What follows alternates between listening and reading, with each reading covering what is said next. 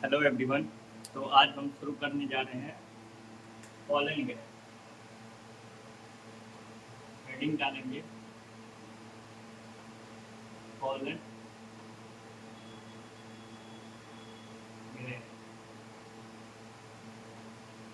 तो आज हम पढ़ने वाले हैं पॉलन ग्रेन। पॉलन ग्रेन होता क्या है, तो पॉलन ग्रेन कैसे बनता है। तो जब माइक्रोस्पोरोजेनेसिस देखे थे कि माइक्रोस्पोर मदर सेल से माइक्रोस्पोर बनता है, और जब माइक्रोस्पोर डेवलप करता है तब पॉलन ग्रेन बनता है। क्या होता है पॉलन ग्रेन। तो यहाँ देखेंगे जैसे एक माइक्रोस्पोर ये है, माइक्रोस्पोर ये डेवलप करेगा, डेवलप। तो यहाँ ये बनेगा, इसमें फिर ब्रैक्टियल्स बनेगा, न्यूक्लियस रहेगा। फिर ये इसमें एसिमेट्रिक एसिमेट्रिक स्पिंडल डिवीजन होगा। क्या होगा asymmetric asymmetric spindle division, spindle division होगा। इसमें जब एसिमेट्रिक स्पिंडल डिवीजन होगा तो फिर पॉलन ग्रेन बनेगा। पॉलन ग्रेन का स्ट्रक्चर देखेंगे कि ये तो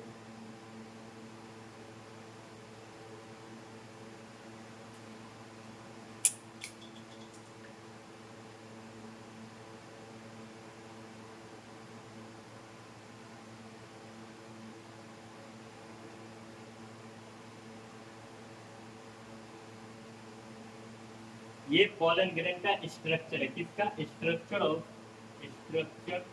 ऑफ पॉलन ग्रेन। किसका स्ट्रक्चर, पॉलन ग्रेन का स्ट्रक्चर। मैच्योर पॉलन ग्रेन का स्ट्रक्चर यही है। अब देखेंगे इसमें आउटर लेयर पे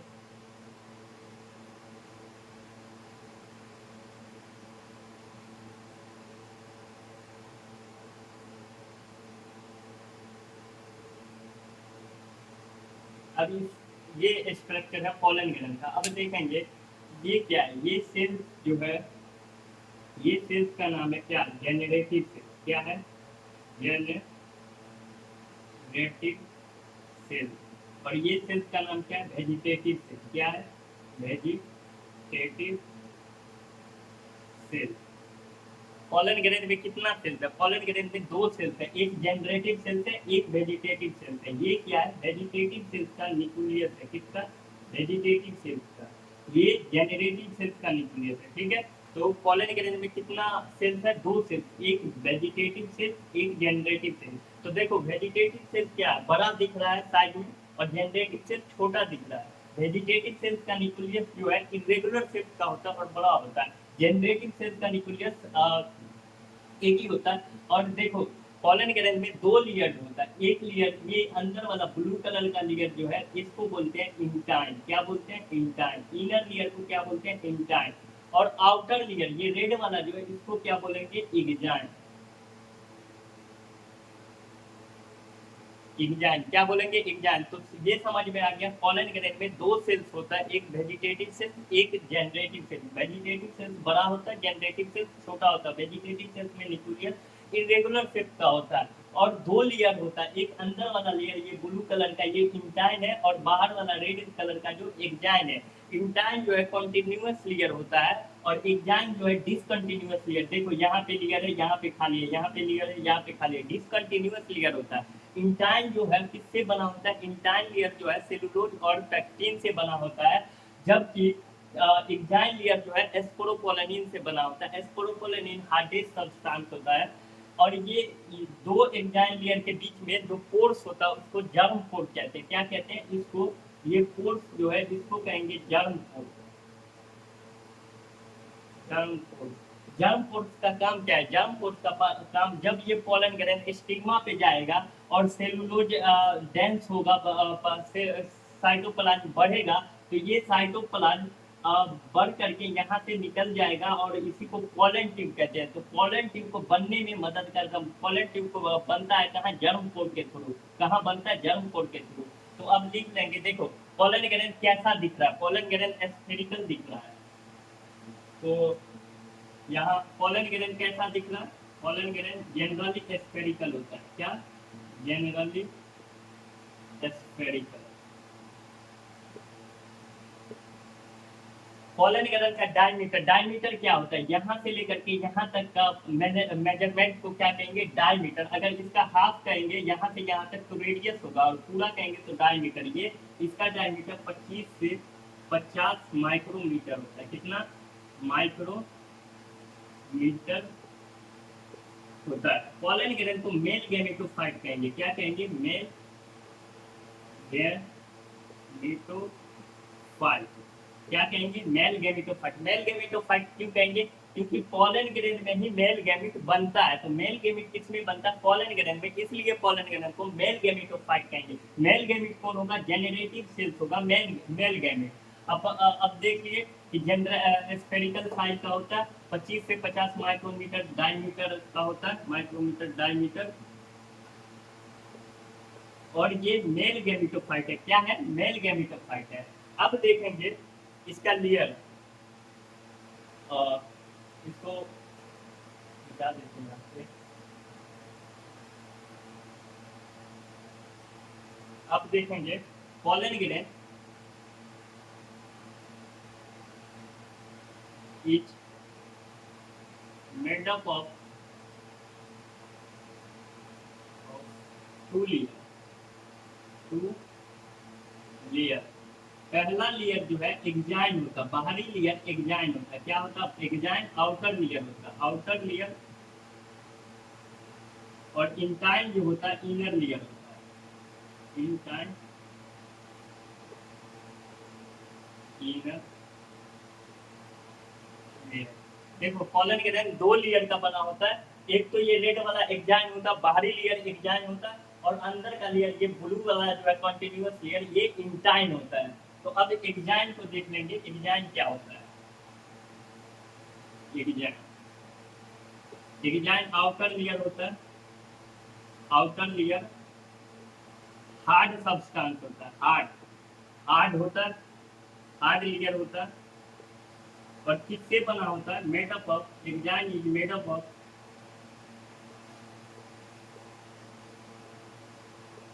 मेड अप ऑफ स्पोरोपोलेनिन। किससे, स्पोरोपोलेनिन से बना होता है। एग्जाइन बाहरी लेयर होता है, हार्ड लेयर होता है। हार्ड लेयर क्यों होता है, क्योंकि स्पोरोपोलेनिन का बना होता है। स्पोरोपोलेनिन क्या होता है, स्पोरोपोलेनिन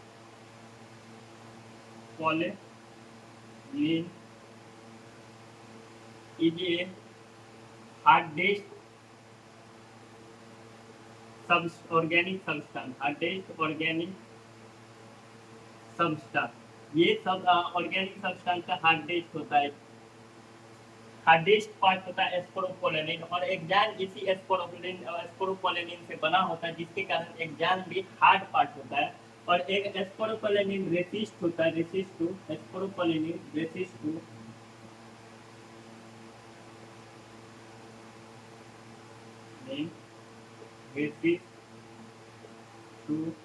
किससे किससे रेसिस्ट होता है, ये हाई टेम्परेचर, हाई टेम्परेचर पे भी स्पोरोपोलेनिन को कोई इफेक्ट नहीं पड़ेगा। तो किससे होगा, हाई टेम्परेचर, हाई टेम्परेचर। दूसरा किससे होगा, स्ट्रॉन्ग एसिड, स्ट्रॉन्ग एसिड भी इस पे देंगे तो इसको कोई फर्क नहीं पड़ेगा। तो किससे रेसिस्टेंट होगा, स्ट्रॉन्ग एसिड। और किससे होगा, डाइजेस्टिव एंजाइम, इसको डाइजेस्टिव एंजाइम से भी देंगे तो इसको कोई फर्क नहीं पड़ेगा। किससे, डाइजेस्टिव एंजाइम से। और चौथा क्या, एल्कली से भी इसको इफेक्ट नहीं पड़ेगा। किससे, एल्कली से। तो स्पोरोपोलेनिन क्या है, हार्डेस्ट ऑर्गेनिक सब्सटेंस है। एग्जाइन जो है स्पोरोपोलेनिन का बना होता है। स्पोरोपोलेनिन रेसिस्टेंट किसके किसके से होता है, रेसिस्ट हाई टेम्परेचर से होता है, स्ट्रॉन्ग एसिड से होता है, डाइजेस्टिव एंजाइम से होता है, एल्कल। कितना भी हाई टेम्परेचर होगा स्पोरोपोलेनिन को कोई इफेक्ट नहीं पड़ेगा, स्ट्रॉन्ग एसिड पे कोई इफेक्ट नहीं पड़ेगा, डाइजेस्टिव एंजाइम से कोई इफेक्ट नहीं पड़ेगा।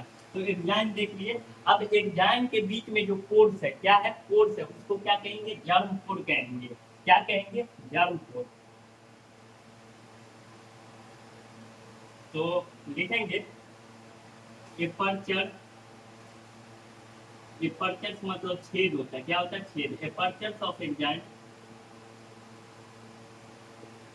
Is called germ pore. क्या कहेंगे? जर्म पोर कहेंगे। एपर्चर एग्जाम पे एपर्चर को क्या कहेंगे? जर्म पोर कहेंगे। और यहाँ पे स्पोरोपोलेनिन अब्सेंट होता है। Where the sporopollenin is absent.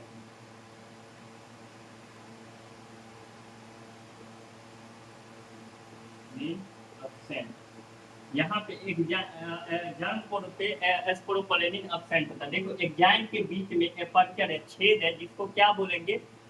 Germ पोर बोलेंगे। और जर्म पोर यहाँ पे स्पोरोपोलेनिन अब्सेंट होता है। यहाँ पे स्पोरोपोलेनिन नहीं है। ये रेड रेड का लेयर जो है ये एग्जाम एग्जाम जो है डिसकंटिन्यूअस लेयर है। क्या है? डिसकंटिन्यूअस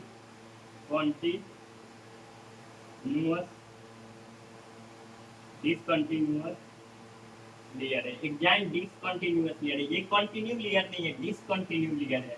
ठीक है। अब पॉलन ग्रेन को प्रिजर्व कर सकते हैं, फॉसिल के रूप में प्रिजर्व किया जाता है। किसके? Fossil. Pollen grain preserve as the fossil. क्यों फॉसिल के रूप में इसको प्रिजर्व होता है? क्योंकि ये because pollen grain made up of sporopollenin का बना होता है। इसलिए ये फॉसिल के रूप में प्रिजर्व किया जाता है, ताकि ये सालों सालों तक इस पर कोई असर नहीं हो जाता। कितना भी जमीन के अंदर हो तो इस पर कोई असर नहीं होता है स्पोरोपोलेनिन से। तो इसलिए ये फॉसिल के रूप में भी प्रिजर्व होता है। अब इसके अंदर देखेंगे इंटाइन लेयर। क्या? Intine layer.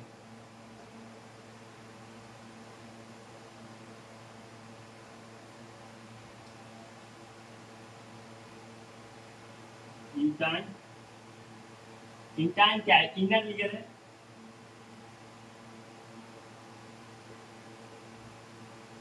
Intine inner layer है, थीन है। क्या है? थीन है। और कॉन्टिन्यूअस है। देखो एग्जाइन डिसकंटिन्यूअस लेयर है, लेकिन इंटाइन ये ब्लू वाला लाइन कॉन्टिन्यूअस लेयर है। क्या है? कॉन्टिन्यूअस लेयर है। अब ये किस बना होता है? किसका? इंटाइन। देखो एग्जाइन किसका बना था? स्पोरोपोलेनिन का। तो इंटाइन किसका बना होता है? Made up of cellulose and pectin. Cellulose और पैक्टिन का बना होता है। तो लेयर समझ में आ गया। पॉलन ग्रेन कितने लेयर का बना होता है? 2 लेयर का बना होता है। आउटर एग्जाइन होता है, इनर इंटाइन होता है। एग्जाइन जो होता है डिसकंटिन्यूअस लेयर होता है, और एग्जाइन जो है किस स्पोरोपोलेनिन का बना होता है। और इस एग्जाइन लेयर के बीच में जो एपर्चर होता है, छेद हो जाए, उसको जर्म पोर कहते हैं। और वहाँ पे स्पोरोपोलेनिन अब्सेंट होता है। जर्म पोर का काम होता है पोलन ट्यूब बनाने में, इसका काम होता है। और स्पोरोपोलेनिन रेसिस्टेंट सब्सटेंस होता है, मतलब हार्डेस्ट सब्सटेंस होता है, रेसिस्ट करता है high temperature, strong acid, not digestive enzyme, ये सबसे इसको कोई फर्क नहीं पड़ता है।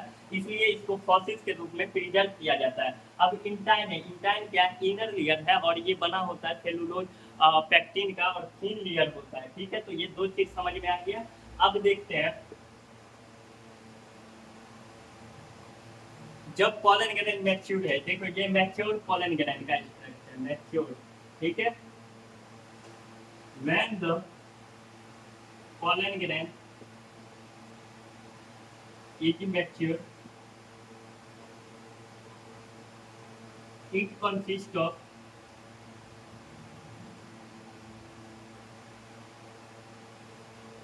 To cell. जब पॉलन ग्रेन मैच्योर होता है तो 2 सेल लगता है। देखो एक वेजिटेटिव सेल, एक जनरेटिव सेल। तो 2 सेल कौन है? एक वेजिटेटिव सेल, दूसरा कौन है? Generative cell. कौन है? Generative cell. कितना सेल है? 2 सेल है, वेजिटेटिव सेल और जनरेटिव सेल। वेजिटेटिव सेल्स को देखते हैं। किसको? वेजिटेटिव सेल्स को। Vegetative cell. देखो वेजिटेटिव सेल्स क्या है? बड़ा है साइज में, तो बिगर होगा। और वेजिटेटिव सेल्स में एबंडेंट मतलब फूड रिजर्व होता है। क्या होता है? फूड रिजर्व होता है। तो it has abundant then food reserve and large irregular shape है। वेजिटेटिव सेल में देखो लार्ज है और इरेगुलर शेप है, मतलब शेप इसका इरेगुलर है, रेगुलर में नहीं है। देखो इरेगुलर शेप है, तो इरेगुलर शेप में न्यूक्लियस इसमें पाया जाता है, किसमें? वेजिटेटिव सेल में। तो ये एबंडेंट फूड रिजर्व रहता है। और large irregular shape, large irregular, ध्यान रखना है, इरेगुलर शेप इसका न्यूक्लियस होता है, इरेगुलर शेप न्यूक्लियस। ये समझ में आ गया कि वेजिटेटिव सेल क्या है, बिगर है, एबंडेंट रिजर्व फूड रिजर्व करता है, और लार्ज इरेगुलर शेप न्यूक्लियस रखता है। अब जेनरेटिव सेल्स देख लेते हैं।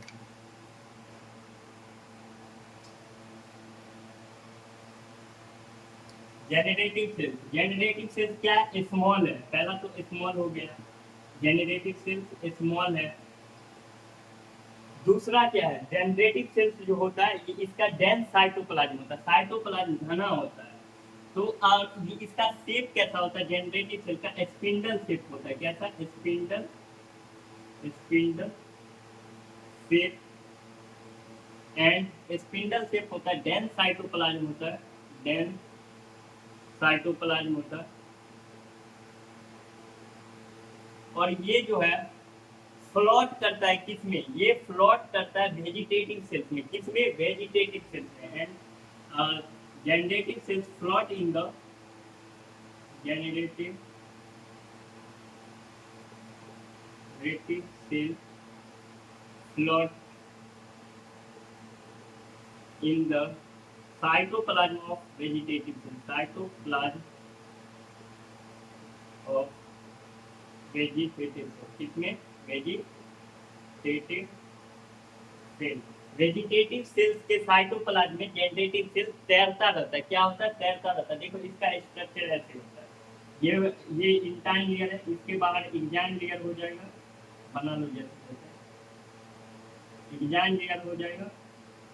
और ये जो है ये वेजिटेटिव सेल्स है, इसका न्यूक्लियस ये हो गया, वैक्यूल्स ये हो गया, ये वैक्यूल्स है, वैक्यूल्स।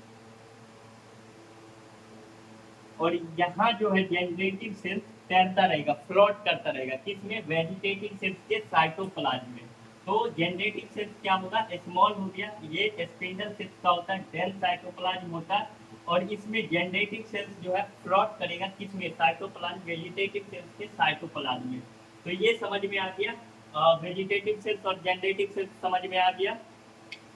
तो अब देखेंगे, अब देखो यहाँ देखो, यहाँ मैच्योर पॉलन ग्रेन में कितना सेल्स है? 2 सेल्स है। तो 2 सेल्स वाला स्टेज जो होता है वो 60% एंजियोस्पर्म में पॉलन ग्रेन जो है 2 सेल्स में ही रहता है, और उसी में एंथर साइड फट जाता है एंथर। तो क्या लिखेंगे? इन over 60% of angiosperm sperm pollen grain है, pollen grain are shed at, shed मतलब फटना होगा, pollen grain are shed at 2 celled stage 60% angiosperm में पॉलन ग्रेन जो बाहर निकलता है वो 2 ही सेल्स में निकलता है, एक वेजिटेटिव सेल्स, एक जनरेटिव सेल्स। लेकिन रिमेनिंग जो 40% है, 40% एंजियोस्पर्म में जनरेटिव सेल्स क्या करता है? जनरेटिव सेल्स डिवाइड कर जाता है माइटोटिकली, और जनरेटिव सेल्स 2 सेल्स में डिवाइड कर जाता है। तो कितना सेल्स हो गया? एक तो वेजिटेटिव सेल्स है, और जनरेटिव सेल्स 2 सेल्स में बन जाता है, तो 3 सेल्स हो गया, 2 जनरेटिव सेल्स, 1 वेजिटेटिव सेल्स। तो होता क्या है? देखो ये इंटाइन है, और ये जो है वेजिटेटिव सेल्स का वैक्यूल्स है, उसका न्यूक्लियस है। ये जनरेटिव सेल्स जो है ये 2 में बन गया, कितना? 2 में बन गया ये। देखो 60% में तो 2 ही सेल्स में पॉलन ग्रेन फटता है, एक तो वेजिटेटिव सेल्स, एक जनरेटिव सेल्स। लेकिन बचा हुआ 40% जो एंजियोस्पर्म होता है उसमें जनरेटिव सेल्स डिवाइड कर जाता है और 2 सेल्स बना लेता है। तो ये 3 सेल स्टेज हो गया, कितना? 3 सेल स्टेज हो गया। तो 40% में पॉलन ग्रेन जो फटता है वो 3 सेल्ड स्टेज में, और 60% में जो फटता है वो 2 सेल्ड स्टेज में। कितना में? 2 सेल्ड स्टेज में।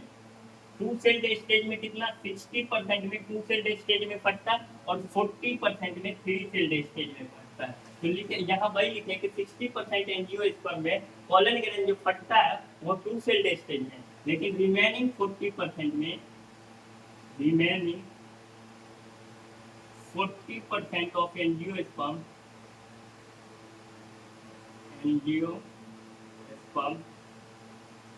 pollen grain are shed at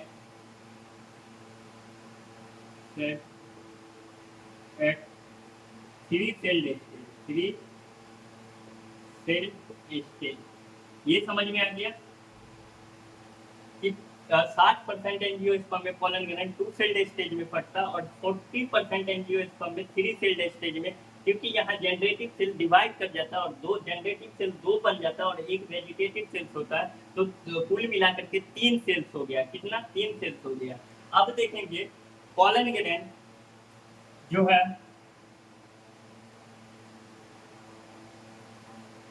pollen grain क्या करता है? देखो पॉलन ग्रेन जो है कि मेनी स्पेसीज में, बहुत सारे स्पेसीज में ये एलर्जी काज करता है। क्या करता है? एलर्जी काज करता है। जैसे क्रोनिक रेस्पिरेटरी डिजीज जो होता है, जैसे अस्थमा, ब्रोंकाइटिस, तो मेनी स्पेसीज में ये अस्थमा और ब्रोंकाइटिस कर देता है एलर्जी के कारण। तो लिखेंगे पॉलन ग्रेन काज, पॉलन ग्रेन काज एलर्जी। एलर्जी में कौन सा एलर्जी होगा? अस्थमा और ब्रोंकाइटिस। इसको क्या क्रोनिक रेस्पिरेटरी डिजीज बोलेंगे, क्रोनिक रेस्पिरेटरी डिजीज। कौन सा हो गया? अस्थमा और ब्रोंकाइटिस, ब्रोंकाइटिस। अस्थमा और पॉलन ग्रेन जो है एलर्जी कॉज करता है मेनी स्पेसीज में, और अस्थमा और ब्रोंकाइटिस करता है। अब देखो पॉलन ग्रेन में क्या होता है? Pollen grain are rich in nutrients, nutrients इसमें न्यूट्रिशन बहुत ज्यादा होता है पॉलन ग्रेन में। तो लिखेंगे pollen grain are rich in nutrients, nutrients इसमें अधिक होता है। क्या? Rich in nutrients. Pollen grain को टैबलेट और सिरप के रूप में भी यूज किया जाता है बहुत सारे वेस्टर्न कंट्रीज में। तो वेस्टर्न कंट्रीज में, in western countries pollen grain को यूज किसमें पॉलन ग्रेन को यूज किसमें किया जाता है? पॉलन टैबलेट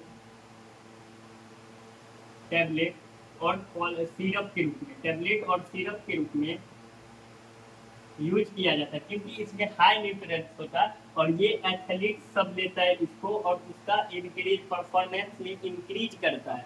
क्या करता है? एथलीट्स को increase, pollen tablet increase the performance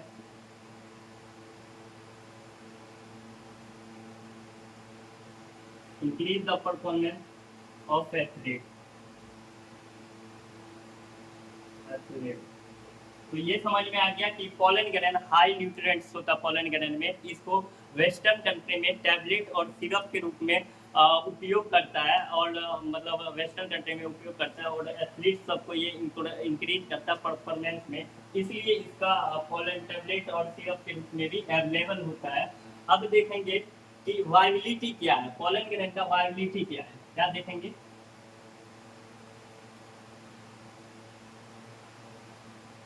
viability of the pollen grain,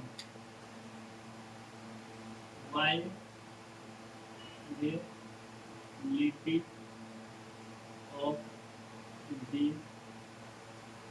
pollen grain।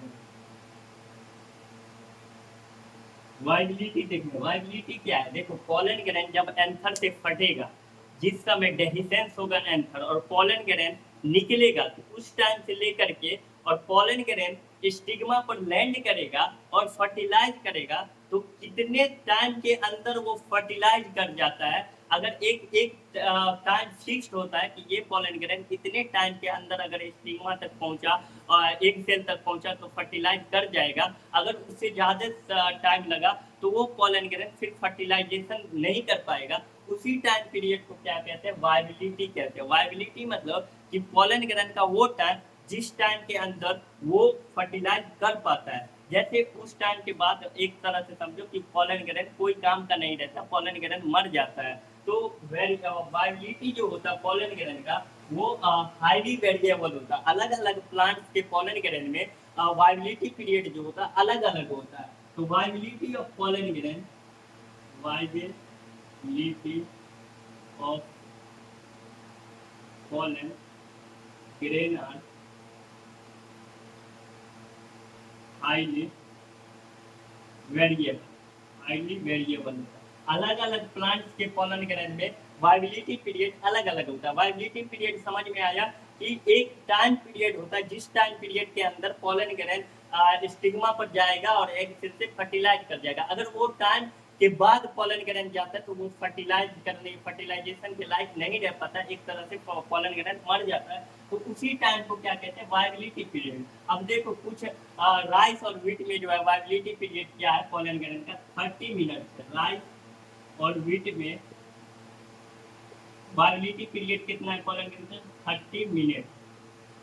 ये वेरी करता है, अलग अलग प्लांट्स में का पोलन ग्रेन अलग अलग टाइम होता है वायबिलिटी का। और 3 फैमिली होता है, एक रोजेसी, एक सोलेनेसी और लेग्यूमिनेसी। क्या, लेग्यूमिनेसी। इस तीनों फैमिली में जो होता है वायबिलिटी ऑफ पोलन ग्रेन जो होता है मंथ तक होता है, मतलब कई मंथ तक होता है। ठीक है, फ्यू मंथ या 1 मंथ भी हो सकता है, तो मंथ तक हो सकता है, 1 महीने तक हो, फ्यू मंथ या मंथली रहने तो 4 मंथ तक होता है इसका वायबिलिटी पीरियड। ठीक है, तो राइस और व्हीट में पोलन ग्रेन का वायबिलिटी पीरियड 30 मिनट होता है और रोजेसी, सोलेनेसी और लेगुमिनेसी पीरियड में पोलन ग्रेन कई मंथ तक होता है। तो ये समझ में आ गया कि पोलन ग्रेन का वायबिलिटी जो है वह हाईली वेरिएबल होता है, अलग अलग प्लांट में अलग अलग वायबिलिटी पीरियड होता है। अब देखो ये पोलन ग्रेन को आप स्टोर करके भी रख सकते हैं। पोलन ग्रेन को स्टोर क्यों कर सकते हैं, क्योंकि पोलन ग्रेन को स्टोर इसलिए किया जाता है, जैसे कि स्पर्म को स्टोर किया जाता है फर्टिलाइजेशन के लिए, और उसी तरह पोलन ग्रेन को स्टोर कर सकते हैं पॉलिनेशन के लिए स्टोर किया जाता है। तो पोलन ग्रेन को स्टोर किस में किया जाता है, ऐसे नहीं किया जाता। पोलन ग्रेन को स्टोर लिक्विड नाइट्रोजन में और -196 डिग्री टेम्परेचर में स्टोर किया जाता है। किस में, पोलन ग्रेन स्टोर इन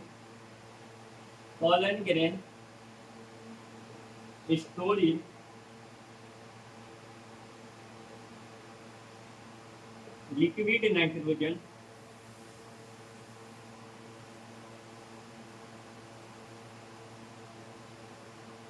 कितना में, -196 डिग्री टेम्परेचर में। कितना में, -196 डिग्री टेम्परेचर में। और इसी को पोलन बैंक भी किया जाता है। पोलन ग्रेन को रखे, जैसे पैसा रखने का बैंक होता है, उसी तरह पोलन रखने का बैंक होता है, उसी को पोलन बैंक कहते हैं। पोलन ग्रेन जिसमें रखते हैं उसी को पोलन बैंक कहते हैं।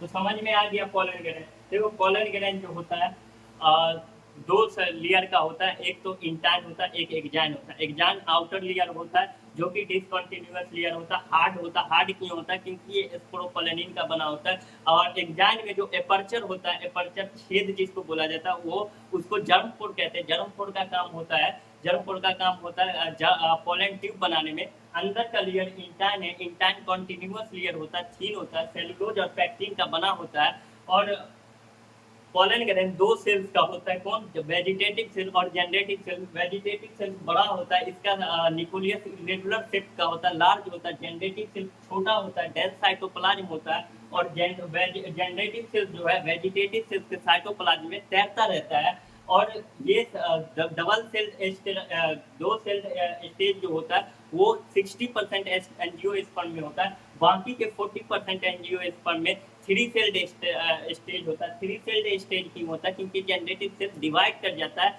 Before the pollen dehiscence of anther, anther को फटने से पहले या फर्टिलाइजेशन से पहले, फर्टिलाइजेशन से पहले ये जनरेटिव सेल डिवाइड कर जाता है और थ्री सेल्ड स्टेज में बन जाता है। तो 60% एंजियोस्पर्म में टू सेल्ड स्टेज का होता है और 40% एंजियोस्पर्म में थ्री सेल्ड का होता है। अब यहाँ पे वायबिलिटी पीरियड होता है। वायबिलिटी पीरियड पॉलन ग्रैंड का क्या होता है कि पॉलन ग्रैंड रिलीज जब होगा एंथर से और जब एक टाइम होगा और उस टाइम के अंदर उसको फर्टिलाइज करना होगा। अगर उस टाइम से के बाद वो भी फर्टिलाइज नहीं कर पा उस टाइम के अंदर फर्टिलाइज नहीं कर पाया तो उसको वो फर्टिलाइज नहीं कर पाएगा क्योंकि वो मर जाएगा एक तरह से।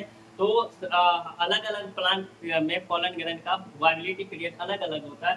जैसे कि व्हीट और राइस में 30 मिनट्स होता है। वायबिलिटी पीरियड क्या है? 30 मिनट। राइस और व्हीट के पॉलन ग्रैंड 30 मिनट के अंदर फर्टिलाइजेशन करेगा तो हो पाएगा। अगर 30 मिनट के बाद ये फर्टिलाइजेशन करेगा तो इसमें फर्टिलाइजेशन नहीं हो पाएगा।